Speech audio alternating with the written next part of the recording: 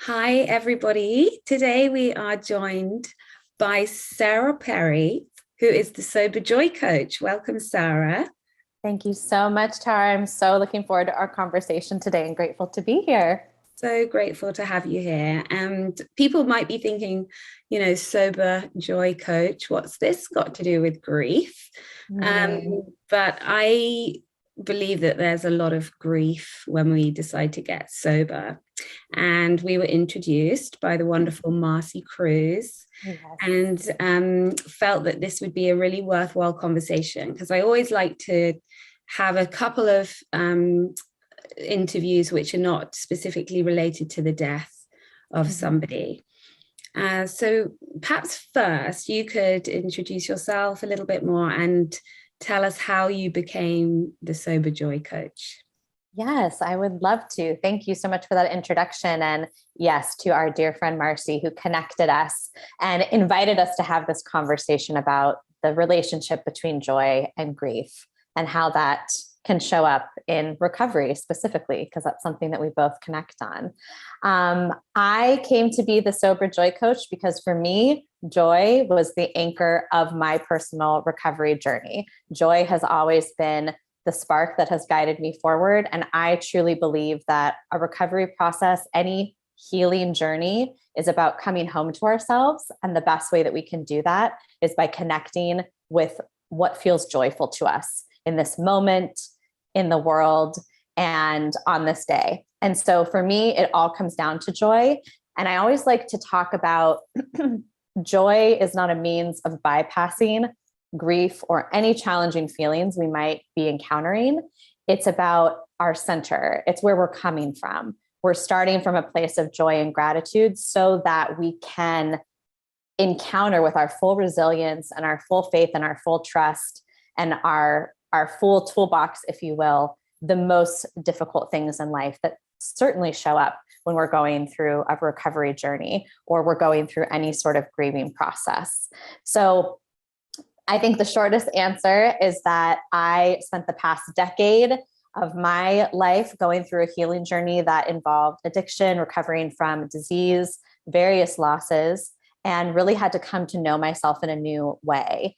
And after all of that time, I just sort of looked around and realized I have all of these tools that have been transforming my life. And I felt called to serve and share those tools. And that's why I became a coach. And because recovery has been such a sobriety and recovery has been such a pillar of my journey, I really wanted to serve in that space. And it just occurred to me that joy is such a powerful tool for me and something that I really just saw, maybe not so much lacking, but there was just a want. There was such a need to speak into that piece specifically, that through recovery, we have the opportunity to rediscover our aliveness, to rediscover what makes us feel joyful and follow it. And so it felt like an avenue that I was uniquely suited to speak into and one that I care really deeply about. And so that's how I landed on the Sober Joy Coach. Amazing. And it's really interesting listening to you talk because part of being sober is really being connected to our feelings. And Right. and that can be a really scary thing because often, when we're in pain or we've been through trauma or been through a big grief, one of the things that that we can feel inclined to do is find a substance to help us numb those feelings of pain. Yes. Yeah. So would you mind sharing like what your addiction was to? Absolutely. Yeah, I would be happy to share a bit more about my story. For me, my drug of no choice, as I like to say, was cannabis. So I was a daily marijuana smoker for about 15 years, started around the time I was 19 years old. And the reason I can look back now and say that I had an addictive relationship with that substance specifically is because there was no period of like casual use for me. I fell instantly in love with being high, with being numb, with escaping my pain, my feelings, just the situations in life that I didn't have the tools or awareness to deal with at the time. And I think previously to that, my experience was very much one of feeling like I had to constantly make myself smaller. The world told me that I was too much. And I got to that point in life and really felt like I had compromised myself on a soul level so deeply, even though I wasn't really conscious of it at the time, that there was just this pain inside of me where I didn't feel like I belonged. I was really hopeless. I didn't know where my life was going. And so the first time that I got high, it felt like I had this reign to fully express myself, to sort of retreat into a world of my own understanding that really felt like home. And that's where I wanted to spend all of my time after that.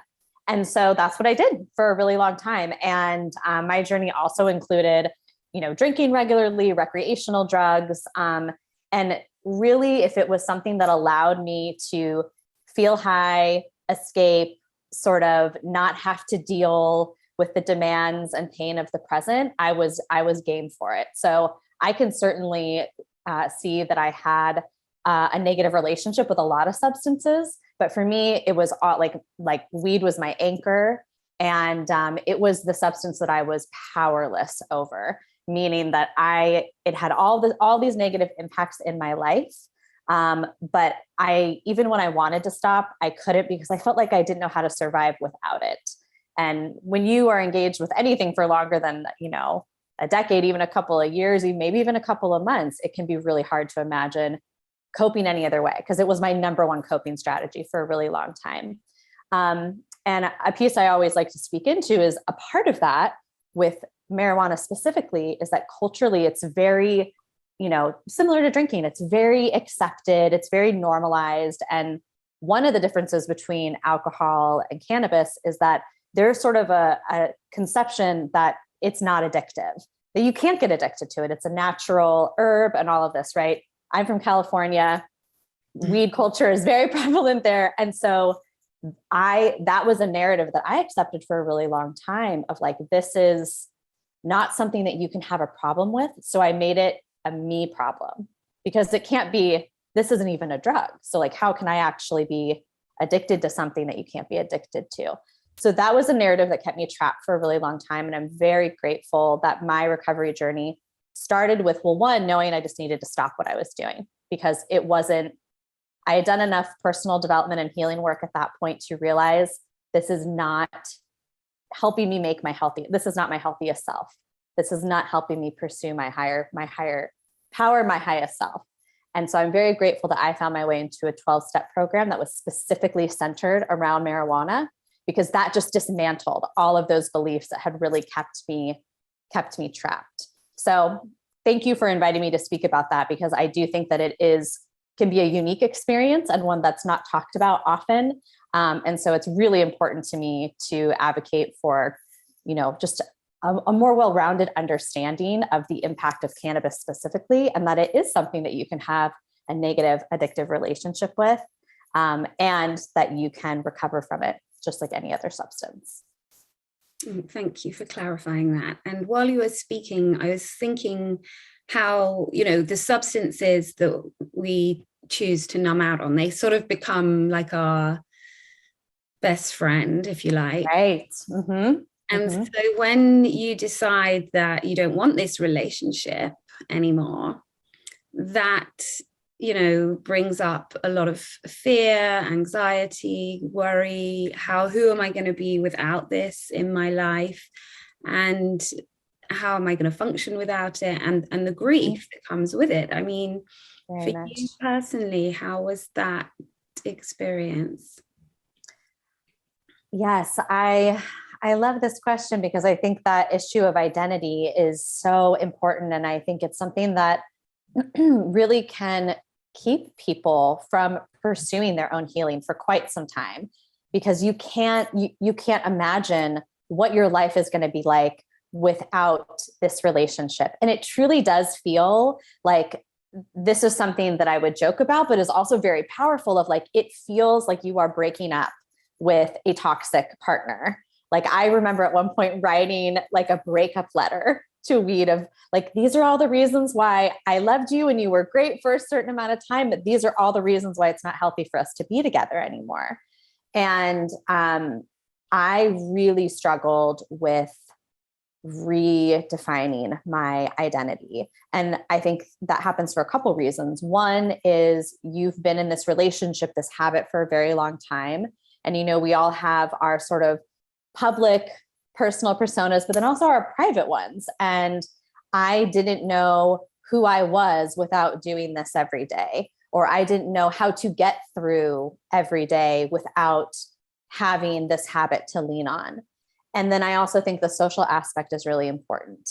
You know, a lot of my friends and relationships were built around this, this thing that we all loved to do. And I mean, I can't stress enough how it was just integrated into every habit, you know, going out, eating, hanging out, cleaning my house. It was just a part of everything. I thought, oh, before I do that thing, I should probably get high first, or I should probably take a hit. Like, it was just a part of every aspect of life. So of course it was impossible to imagine, right, what it would be like without it. And I think the grief, I mean, it's so hard to define all the ways that it came through, but what's coming up for me right now, and I think about it, is the grief before I got sober, that pain of of having abandoned myself so many times over so many days, over so many years, that distance that I felt from my higher self, that was where the real source of grief was. And that was the grief that I was actually running away from, was feeling like I had just let myself down so wholly and completely. So I think that was the real grief that I was then invited to face and heal through my recovery journey, was this radical acceptance of I did the best that I could with the tools that I had at the time. And that, you know, 19-year-old Sara is not to be blamed for anything. Like, she needs love and compassion and understanding. But there was a deep well of grief that I had maybe like missed out on time with myself, that I hadn't been true to myself for so long. And that phrase of like, I had abandoned myself so completely. But then there was I think the perceived grief that I first had to confront was that grief of saying goodbye to an identity that I had really integrated with, and the unknown of what came next. So a lot of fear, and then there was certainly grief over losing certain relationships, or just showing up in the world differently, having to navigate things differently. And I think that every now and then it still comes up. Every now and then there's maybe this sense of like, am I missing out? Or, you know, what if I had gotten sober 10 years earlier? Like, would my life look completely different? And those feel like pockets of grief as well. And I think where I am in my journey now, that I've learned along the way, is to really create space to honor those feelings and not, right, I used to push them down or run away from them. But I think really creating space to honor it, feel it, accept that it's okay to be sad, to feel a sense of longing, to feel a sense of grief, a sense of heaviness about it. And maybe not even have to really make sense of it, but just to allow it to pass like a wave, because it's all part of the journey that's gotten me to the point where I'm at now, which I'm very, very grateful for. So the grief pays the way for that gratitude and that joy, certainly.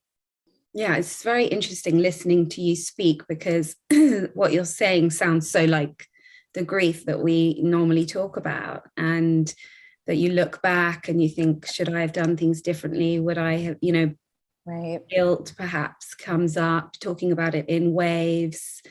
So it's so relatable to the other griefs in our life and the other losses.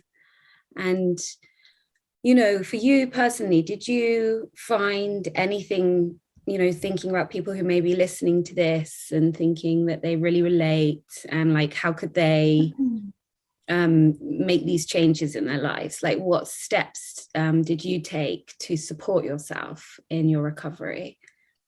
Wonderful. Well, I think the way that you just framed it, of anyone who is listening, where their part of this is landing and there is something in their knowing, a voice inside, or just something in their body that says, yes, I get that. I relate to that. That is a change that I want. I think the very first step is honoring that voice and that knowing and that intuition, because I believe that is our higher self speaking to us and calling us forward. And for me, that was really what shifted everything. Was my bottom looked like being in a place where I truly didn't know where to go next. I felt like I was out of options. And that voice of pure love came through and basically just told me to trust myself and to trust that voice. And so if anyone is having a sense of like, yes, this is something that I want, to start listening to that voice and just do whatever it tells you to do, whether it's to call a friend, to reach out to someone who is maybe connected to a program or been through a journey like this. Anything that you can do to bring awareness and understanding to that intuitive voice. For me, it looked a lot like journaling and being in conversation with myself. The second that reach out and ask for help. Even if it's, I don't know what I want or need, I just know that I don't want this anymore. Because that was really step one for me. I knew that I needed to stop what I was doing, but I didn't know what I needed to do next. And I truly believe that the second that we say yes to any invitation that the universe provides for us, then things just start coming into our sphere to support that. And for me, it happened very quickly as soon as I asked for help, or I told my husband, okay, I know that I want to stop doing this, but I'm scared and I can't do it alone. And I don't know what to do next. It was very quickly that the 12-step program came into my sphere and I was in a meeting like 24 hours later. And then from there, it was just like this net of angels coming in and supporting me forward from there. So I think awareness is key. I think listening to your intuition is key, knowing that the journey is individual and different for everybody. So while you might hear parts of my story that resonate with you, your story is going to look very different, and that's okay. And I also think it's important to know that you might be hearing some of this going, okay, yes, that makes sense to me, but I don't think that I'm ready. And if you're not ready, that's okay too. There were lots of seeds that were planted before I finally walked through recovery's doors. And all of those moments were equally important to the moment that I walked across the threshold, as it were. So any practice that you can integrate into your life, and this is a big thing that I work on with my clients, is what I call joy practices. Any space that you can carve out for yourself where you can be in conversation with that deeper part of you, where your attention is inward and not outward, right? There's a lot of noise vying for our attention all of the time. And for me, that looks like meditation, journaling. Sometimes it's listening to music and having a dance party. Sometimes it's going on a walk and just noticing. Sometimes it's writing down 5 things I'm grateful for. Sometimes it is just shutting my computer and taking 5 deep breaths and asking myself, like, what would bring me joy right now? What would bring me relief right now? That's a question that I find is so powerful. If you're in a space, especially where you're like, okay, joy, that sounds great, but look at all of this pain that I have between me and joy. Just asking yourself in any given moment, what would bring me relief right now? And there will be an intuitive response. And then do that thing. And then ask yourself that question again, and then do that thing. Sometimes it's as simple as that, one moment at a time. What would bring me relief right now? It's a beautiful place to start. It really is. It's really powerful what you're sharing. And in your coaching, do you do individual coaching and group work, or how do you tend to work with people? Yes. So I do mostly one-on-one, but I also offer group. And it just sort of rotates depending on the season. But I do find specifically in the recovery space that one-on-one can be very powerful to help the individual really tailor towards their unique challenges, goals, giving them that one-on-one attention. But equally, being in a community is so important. I mean, that's why 12-step programs work, because you are in community with other people. It gets you out of isolation. You know that you're not alone, and you see yourself reflected in other people's stories.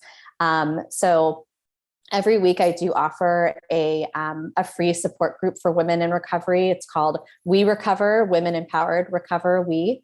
And it is just a space for us to come together and really intentionally practice those things that I mentioned that nourish us. We do meditation, we do some journaling, some self-reflection.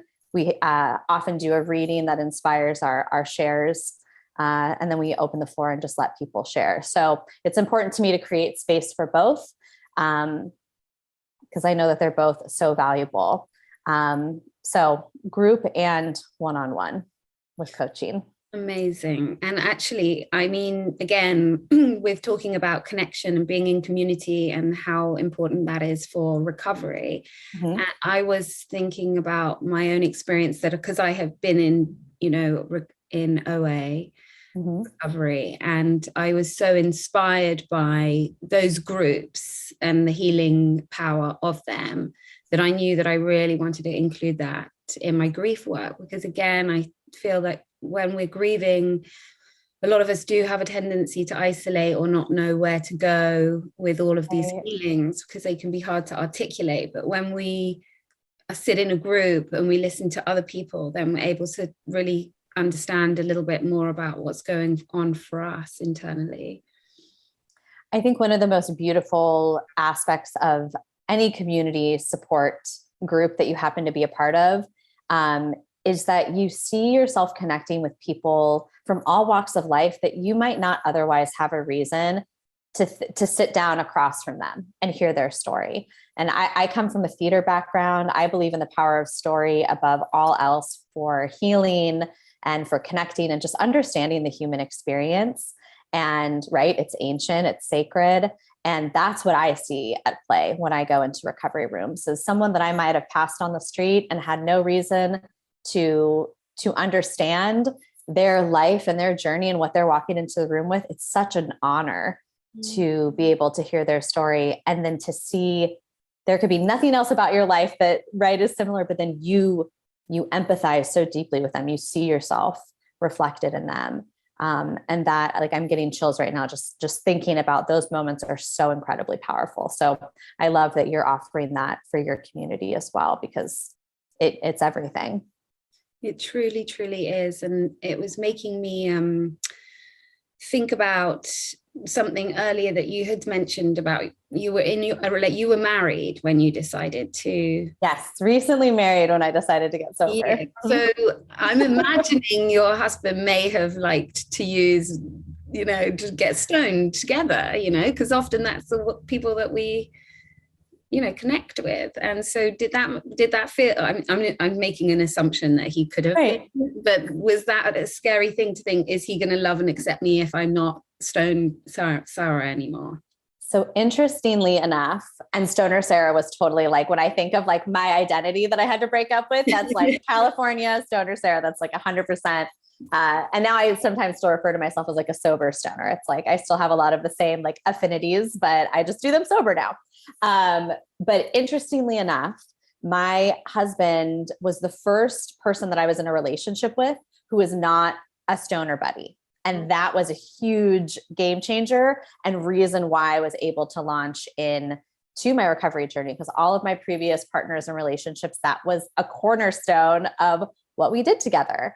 And yeah, it's so interesting to me because my husband and I, we met when we were in graduate school, and it was a really challenging time. We were really like in the trenches together. And so we really got to know each other, became friends in this very sort of dismantled state. And I look back on that time and I'm like, I was a mess. Like I felt the most vulnerable, the most raw. And that's when we fell in love with each other. And so there was great power in knowing if this person sees me at my best when I feel like I'm at my worst, then I know that we can navigate this. And a big turning point for me was us getting married, and a part of our vows to one another was a promise to be in pursuit of our highest selves every day, whatever that might look like.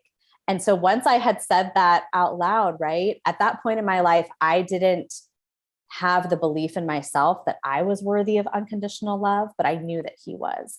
I didn't know that that was the promise I needed to make to myself, but I had made it to another person that I cared very, very, very deeply about. And so that borrowing that belief was where I started. And then it built for myself. And so I think another important piece is that there was no judgment in our relationship. There was never like an ultimatum of like, you have to get sober or anything like that, which I'm very grateful for because it allowed me to find it on my own. And I think something that a lot of folks might relate to, whatever healing journey they're going through, is no one knew how bad it was except for me. On the outside, I really had it all together. You know, my life, I had checked a lot of those boxes, right, that we're all pressured to check. And not just my husband, but a lot of people in my life, when I told them that I had decided to be sober, they were shocked because they were like, I had no idea you had a problem, because to them, it didn't seem like a problem. It was only a problem for me because I knew the history of that relationship and I knew how it made me feel. And I knew that I wasn't living up to my greatest potential every day. And that just got to the point where that grief was too much and it was no longer okay. But certainly that partnership was a huge foundation that I was able to launch from, that I don't know if I would have taken that leap if it was just for me at first. Mm-hmm. So it's a big part of that story. So powerful. And I do think it's interesting that, you know, we don't need to be like everybody's rock bottoms are different, right? And like you were saying, a lot of people you seemed like fully functioning on the outside, and getting stoned is completely acceptable in California. Like you are very strange if you don't drink in England. Right. So it's like people kind of, you know, you do kind of feel a judgment, or people sort of say, oh, you know, why are you doing that? You don't need to do that. But just going back to, like you say, listening to that voice within and honoring that part of yourself. And I really loved what you shared about having so much love and compassion for yourself, you know, because that's something that I, you know, always try and impart to people in their grief. Like all of that love that we feel for those people in our lives that have died, that we've got to try and place that loving back to ourselves somehow. And really, you know, and a lot of people that's maybe seemed like a very foreign concept initially. And self-love practice can sound really cheesy and cliche, but it's so powerful and so important. And I just wondered if you would be willing to share like some of your self-love practices. Ooh, I love this. I mean, I get the same reaction a lot around joy too, right? Like people kind of think like it's frivolous or like it's a bonus, right? Like, and it's so interesting when I share like, no, this gets to be a non-negotiable. This gets to be your starting point. Like, how would your life look different if you were constantly leading from joy instead of fear or anxiety or stress or any of those other negative emotions, right? And that's not to discount the place of those, but ultimately it always comes down to like fear or love. And the example that you just gave was so beautiful of even in navigating grief, even in the face of grief, we can still start from a place of radical self-love and compassion. And that will breed joy versus starting from the opposite. So some of my favorite self-love practices are starting my day with gratitude. Early in recovery, and I was actually recently just reminded of this, so I've started doing it again very intentionally, is right when I wake up, either out loud or to myself, saying, thank you for this breath. Thank you for this body. Thank you for this day.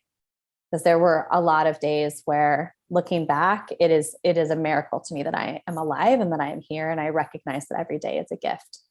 So before my feet even hit the floor, just being grateful that I woke up and that I get to play in the world today.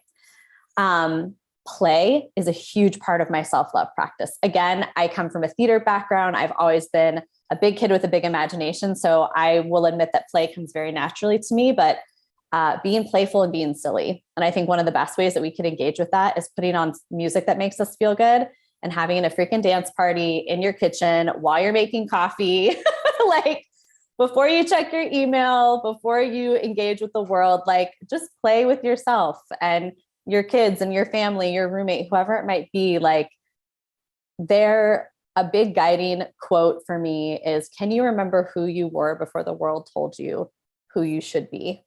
And just connect with that child self, connect with that version of you that wasn't worried about judgment or ridicule or like being cool, right? Like, you are allowed to just play. So I would say that's a huge self-love practice.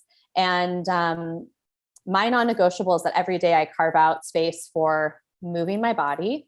So sometimes that's yoga, sometimes that's a walk, sometimes that's getting on, my bike or going for a run. Sometimes it's dancing, moving your body, meditation of some sort. And writing is really big for me too. And I say that those are self-love practices because those are all ways that I am prioritizing time for me over, like, I believe our attention is our most precious commodity. So I'm giving attention to myself and my thoughts and my inner life versus giving my attention to my phone or work. And of course, all of those, we all have very busy, demanding lives, but it can even just be 5 minutes. Because if you're not doing anything for just you, 5 minutes will just like change everything. And then it becomes this ripple effect because you realize how good it feels and then you want to do more of it. So that's a huge starting point with anyone that I talk to about this, is like creating that experience. Because once you have the experience, you realize how joyful and how good it feels. And then you want more of it. And we deserve it, I think, is another big piece, is knowing that we're worthy of feeling good. Right. And I know that I didn't believe that for a really long time, that I didn't deserve to feel good. And so that's probably the anchor of all my self-love practices, is I deserve to feel good. And I'm going to go find a way to feel good today. Yeah, quite right. And that's why you call it the joy coach, which I love. Right. Yeah. Yes.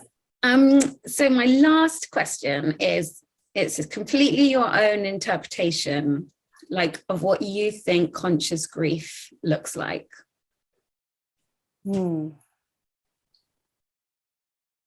I love these two words together. Conscious, simply to me, it's our awareness, it's intention, and it's awareness. So it's creating space to feel whatever it is we feel in any given moment and being radically accepting of that. So to me, it means the absence of judgment and the presence of love. The presence of being present, not numbing or escaping it, but being with ourselves, not abandoning ourselves and how we feel. And I feel like grief it's so vast and so awesome in the sense that it's just so large, in the same way that love and joy can be, and that it is an invitation forward, even though it often is associated with the loss of someone and can really draw us into the past. Like, the visual I have right now is that it is this deep valley that we walk through to get to the clearing on the other side. It is our invitation forward, and it's something that we get to move through. And even though it often feels like a very stagnant process that possibly is pulling us down, it's actually pulling us forward when we are present, when we are accepting of it, and when we love ourselves through it. That's what's coming up for me when you offer that phrase.